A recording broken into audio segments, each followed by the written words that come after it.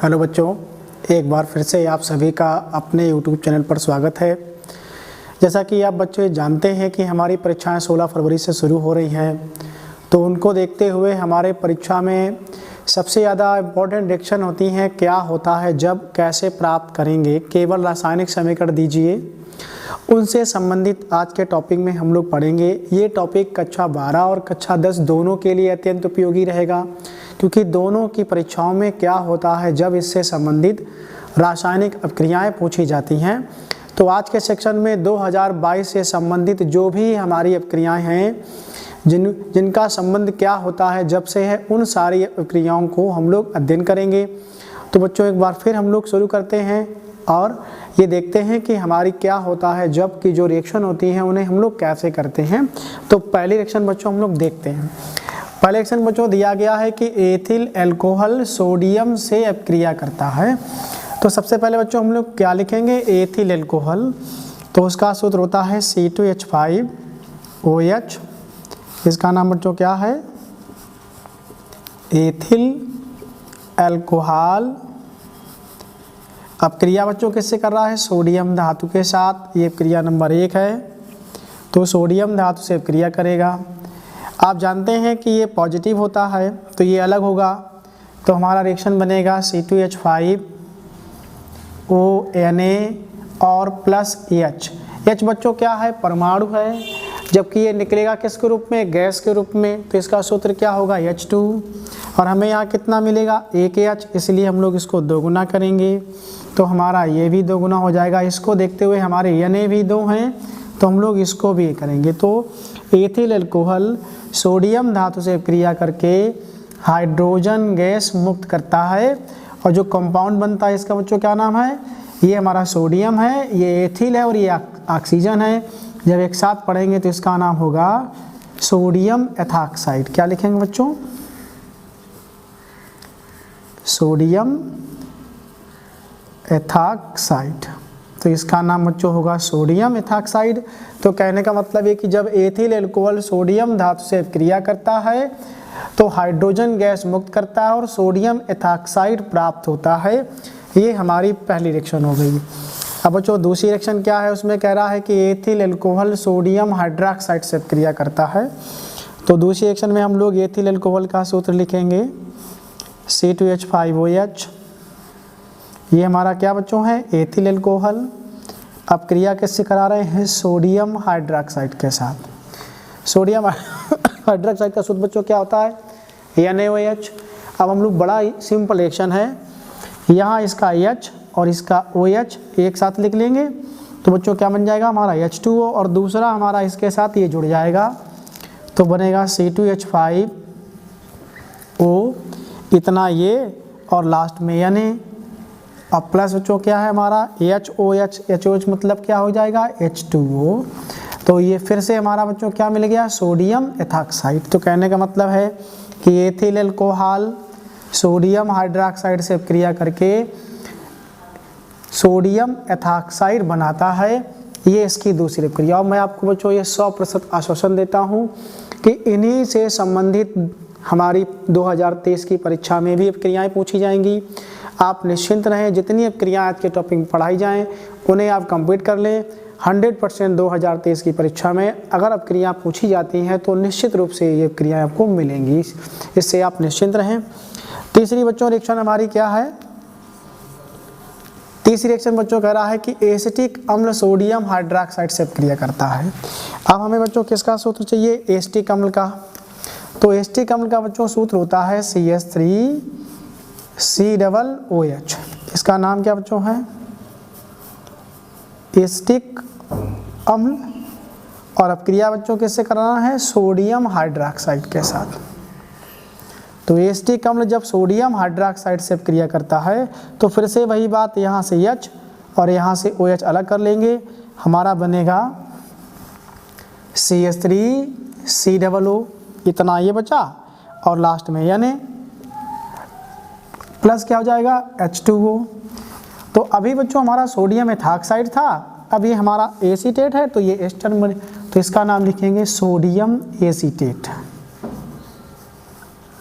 इसका नाम बच्चों क्या है, sodium acetate.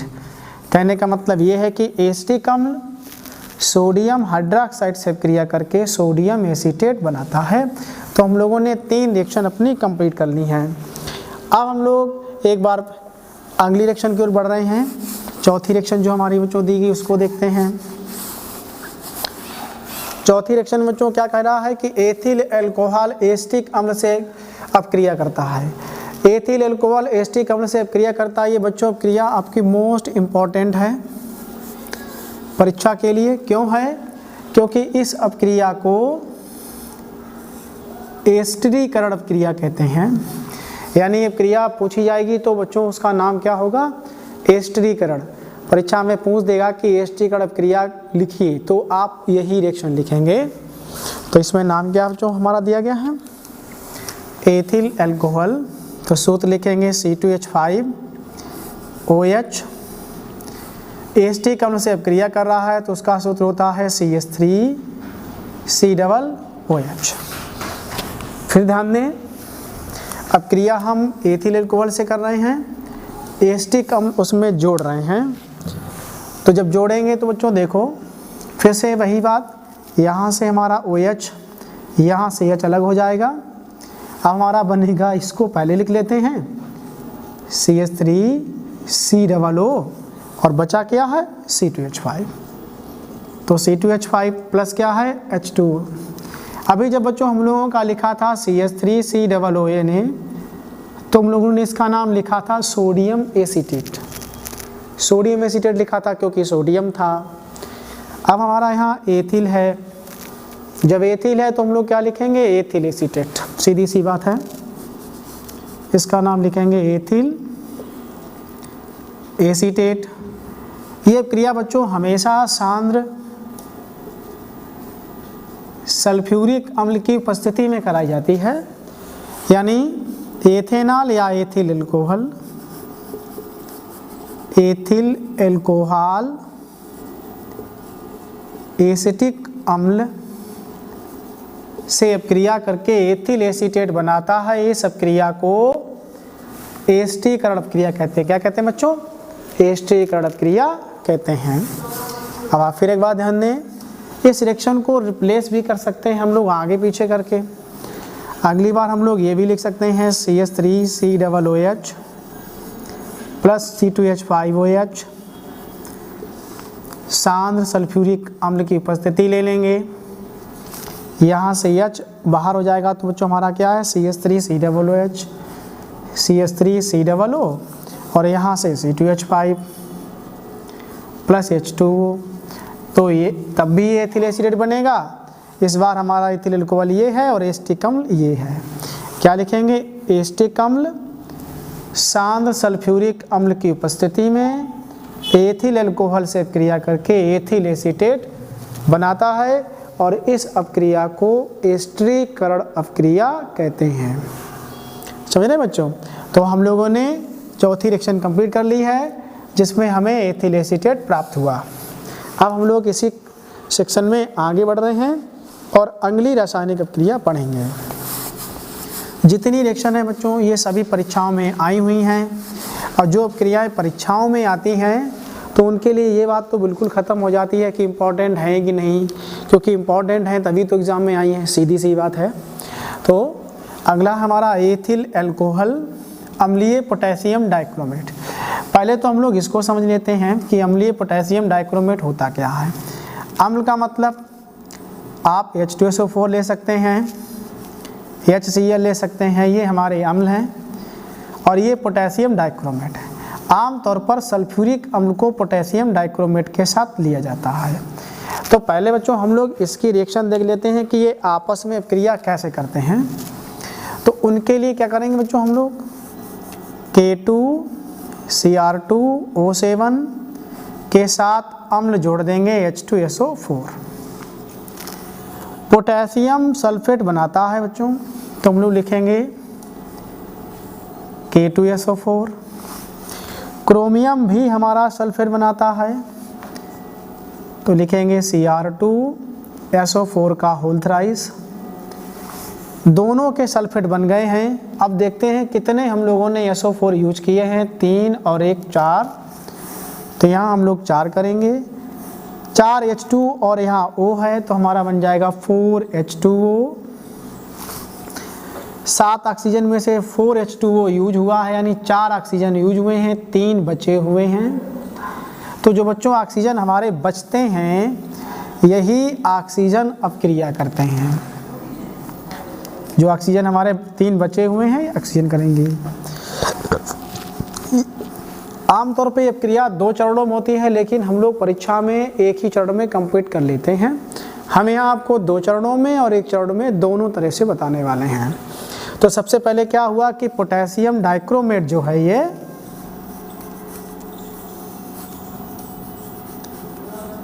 Dichromate, potassium dichromate sulphuric अम्ल से अपक्रिया करके पोटेशियम सल्फेट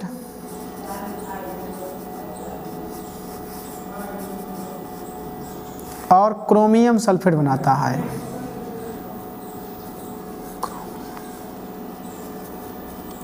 और इस अपक्रिया से नवजात ऑक्सीजन प्राप्त होता है। जो नवजात ऑक्सीजन हमें मिलता है, ये हमारे एथिल अल्कोहल से अपक्रिया करता है। अब बच्चों एथिल अल्कोहल का सूत्र क्या होता है? C2H5OH, ये आप जानते हैं।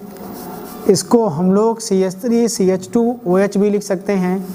तो दोनों तरह से ये लिखा जा सकता है, चाहे आप C2H5OH लिखें या CH3CH2OH लिखें। आवश्यकता के अनुसार हम लोग इसका प्रयोग करते हैं। जैसा हमारा रिएक्शन दिया गया हो उस हिसाब से इसको हम लोग प्रयोग में लाते हैं। तो हम लोग इस बार इस फॉर्मेट को यूज करने वाले हैं, यानी CH3CH2OH।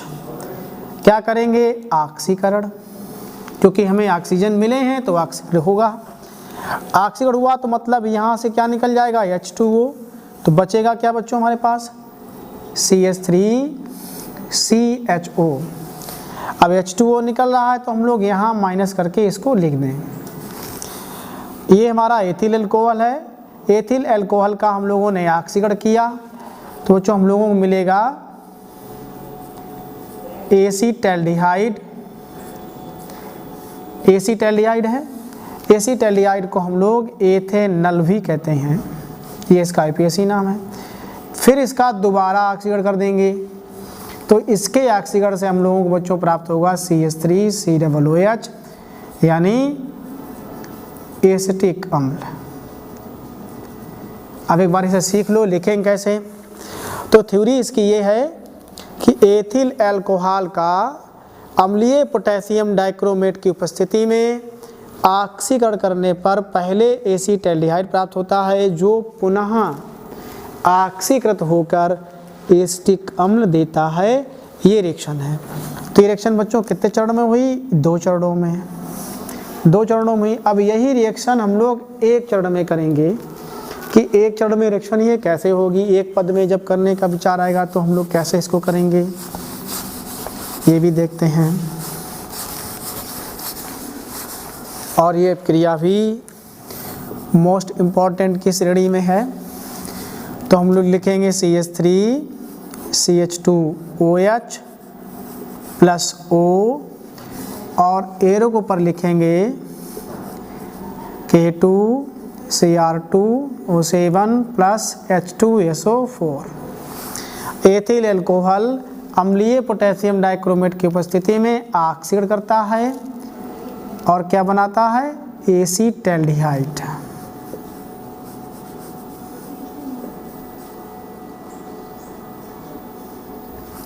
ये बन गया आपका एसीटैल्डिहाइड।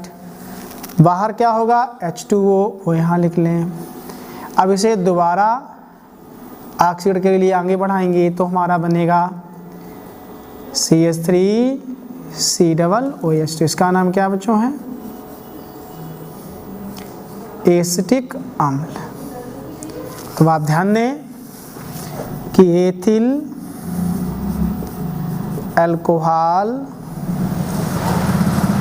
अल्कोहल का नंबर 1 इसका नाम बोलेंगे, नंबर 2 इसका, फिर इसका और लास्ट में उसे। तो एथिल अल्कोहल का अम्लीय पोटेशियम डाइक्रोमेट की उपस्थिति में ऑक्सीकरण करने पर एसीटैल्डिहाइड प्राप्त होता है, जो पुनः ऑक्सीकृत होकर एसिटिक अम्ल देता है। तो इस तरह से बच्चों हम लोगों ने ये 5 रिएक्शन अपनी कंप्लीट कर ली हैं। अब हम लोग आगे बढ़ रहे हैं। जो रिएक्शन हमारी परीक्षाओं में पूछी जाती हैं, इस टॉपिक में केवल हम लोग उन्हीं रिएक्शनों का अध्ययन करेंगे और उन्हीं रिएक्शनों को आगे बढ़ाएंगे।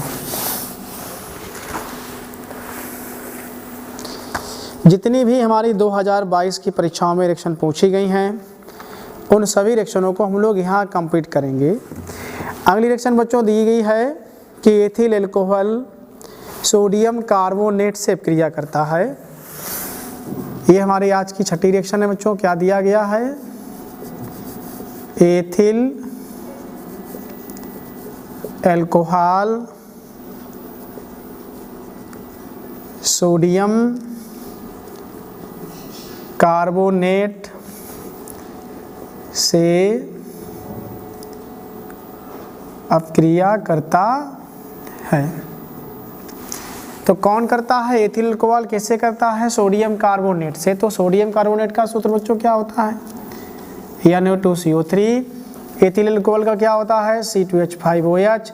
यानी ये इससे अपक्रिया कर रहा है, तो इन दोनों को आपस में जोड़ देंगे। जब इन्हें आपस में जोड़ेंगे बच्चों तो C2H5O और Na बन जाएगा। क्या बनेगा बच्चों? C2H5O Na बना लेंगे हम लोग। C2H5O Na प्लस हमारा H है, ऑक्सीजन के साथ मिलके क्या बना देगा? H2O और बन जाएगा CO2। हमें बैलेंस करना है कि Na हमारे कितने हैं? 2। तो हम लोग इसको 2 गुना कर लेंगे, इसको भी 2 गुना कर लेंगे। तो इस तरह से रिएक्शन कंप्लीट कर लेंगे। अब हमें ये देखना है कि ऑक्सीजन हमारे बैलेंस हैं कि नहीं। तो यहाँ 3 ऑक्सीजन हैं, 2 ये 5 में से 2 और 1 3, 3 2 5। हाइड्रोजन हमारे कितने हैं? 2। यहाँ कितने हैं? 2। ये मैं बच्चों आपको इसलिए बता रहा हूँ कि जब भी कोई रिएक्शन हमारी ऐसी आए जो लग रही हो कि बैलेंस नहीं है, तो उसमें हम लोग एक दूसरे के परमाणुओं को चेक करेंगे लेफ्ट में और राइट में। अगर वो बराबर हैं तो हमारी क्रिया कैसी होगी? बराबर यानी बैलेंस होगी। अब दूसरी रिएक्शन बच्चों हम लोगों के पास ऐसा हो सकता है कि ethyl alcohol sodium by carbonate से अपक्रिया करता है। इस बार क्या है कि ethyl alcohol sodium by carbonate से अपक्रिया करता है। तो सोडियम बाई कार्बोनेट क्या होता है बच्चों? NaHCO3। एथिल अल्कोहल का सूत्र आपको पता है, C2H5OH है। तो इन दोनों को आपस में जोड़ देंगे। तो C2H5OH प्लस NaHCO3। अब देखो यहाँ H है, OH है, आराम से रिएक्शन कर लेंगे। तो क्या बन जाएगा बच्चों? C2H5ONa plus H2O plus CO2। तो इस तरह से हम लोग ये रिएक्शन कर पाएंगे बड़े ही इजी वे में। ये हमारा एथिल अल्कोहल है, ये क्या है? Sodium by carbonate. और ये क्या बना हुआ है? Sodium ethoxide. आप इसे जानते हैं क्योंकि पहले भी हम लोग बना चुके हैं 2 रिएक्शन में। ये है सोडियम एथॉक्साइड और ये भी हमारा सोडियम एथॉक्साइड है। तो ये हो गई। अब बच्चों अगला रिएक्शन हमारा एक और है, बहुत ही महत्वपूर्ण है। इसको भी हम लोग पूरा करते हैं और इन क्रियाओं में 100% आपको बोर्ड परीक्षा में रिएक्शन जरूर मिलेंगी। मैं ये आपसे कह रहा हूँ, आप इस चीज़ पे ध्यान दें। अगला क्वेश्चन है कि एथेनॉल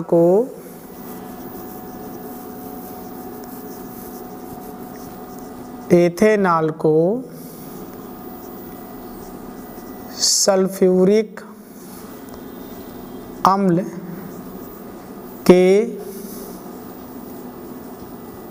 अधिक सल्फ्यूरिक अम्ल के अधिक में 160 से 170 डिग्री सेंटीग्रेड पर गर्म करते हैं। ये रिएक्शन बच्चों दो तरीके से आती है।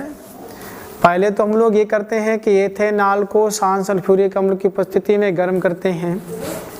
तो इसका रीज़न ये है बच्चों कि एथेनॉल को सांद्र सल्फ्यूरिक अम्ल यानी H2SO4 की उपस्थिति में 160 से 170 डिग्री सेंटीग्रेड ताप पर जब गर्म किया जाता है तो बच्चों ये देता है एथिलीन और इससे H2O बाहर हो जाता है। ये बन गया बच्चों हमारा एथिलीन और ये है एथेनॉल। जैसा दिया गया वैसे हम लोग लिख लेंगे। दूसरा नाम इसका एथिल अल्कोहल, यानी एथिल अल्कोहल को या एथेनॉल को शांत सल्फ्यूरिक अम्ल की उपस्थिति में 160 से 170 डिग्री सेंटीग्रेड ताप पर गर्म करने से प्राप्त कंपाउंड एथिलीन होता है।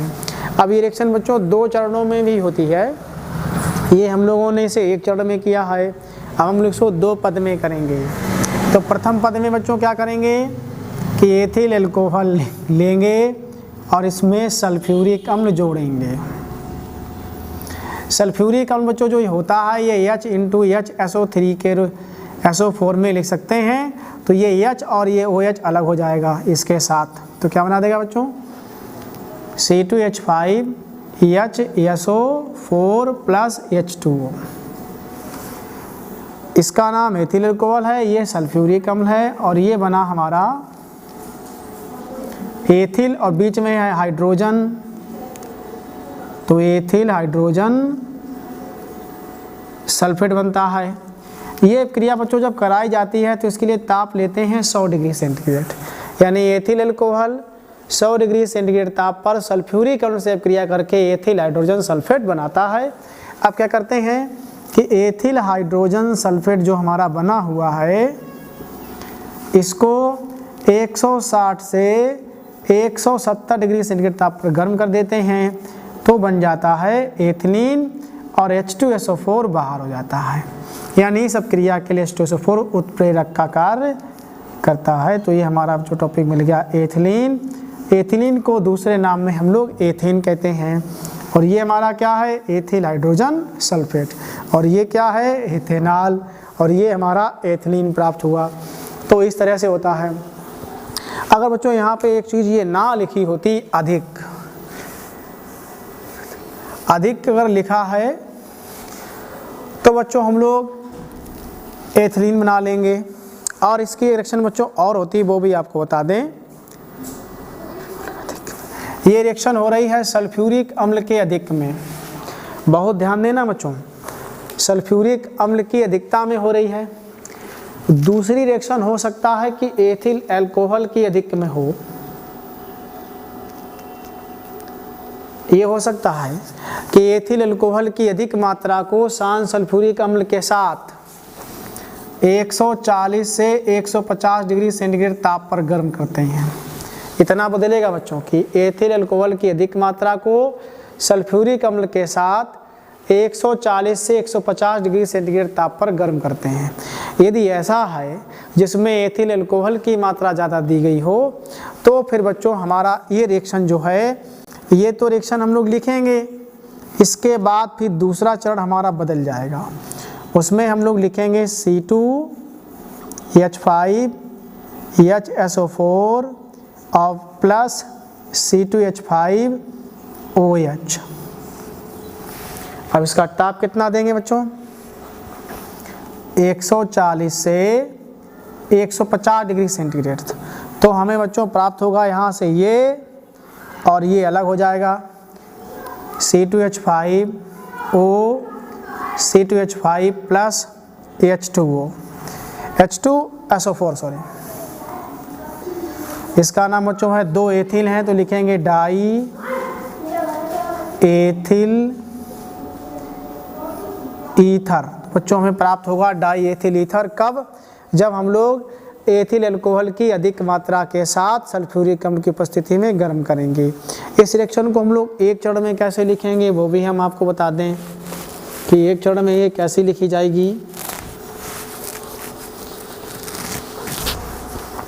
थ्योरी ये है कि एथिल अल्कोहल की अधिक मात्रा को शांत सल्फ्यूरिक अम्ल की उपस्थिति में 140 से 150 डिग्री सेंटीग्रेड ताप पर गर्म करने पर डाई एथिल ईथर प्राप्त होता है। ये हमारा है डाई एथिल ईथर। तो बच्चों हमें इस रिएक्शन से क्या मिला है, डाई एथिल ईथर। किससे? एथिल अल्कोहल से। तो ये दोनों तरीके से पूछी जाएगी। जब हमें एल की अधिकता दी जाएगी तो हम लोग डाई एथिल ईथर बनाएंगे, और जब ये टेम्परेचर दिया जाएगा तो हम लोग एथिलीन बनाएंगे, और इसमें हम लोग बनाएंगे डाई एथिल ईथर। तो ये ध्यान रखें कि 140 से 150 पे डाई एथिल ईथर, 160 से 170 पर एथिलीन गैस प्राप्त होती है। आज के सेक्शन में बच्चों हम लोगों ने 2022 सेट में जो भी हमारी रिएक्शन दी गई थी, क्या होता है जब इससे संबंधित लगभग क्रियाएं हम लोगों ने पूरी कर ली हैं। सेकेंड सेक्शन में हम लोग इसके आगे की जो क्रियाएं हैं उनको पूरा करेंगे और कोशिश करेंगे कि 2021 का जो रिएक्शन है वो हम लोग अगले टॉपिक में कंप्लीट करें। और बच्चों यदि आपको ये रिएक्शन समझ में आए तो आप अपने मित्रों को शेयर कर सकते हैं, चैनल को सब्सक्राइब कर सकते हैं, क्योंकि आपके सहयोग से ही ये चैनल आगे बढ़ेगा, ये आप समझते हैं। आज के लिए बच्चों इतना ही।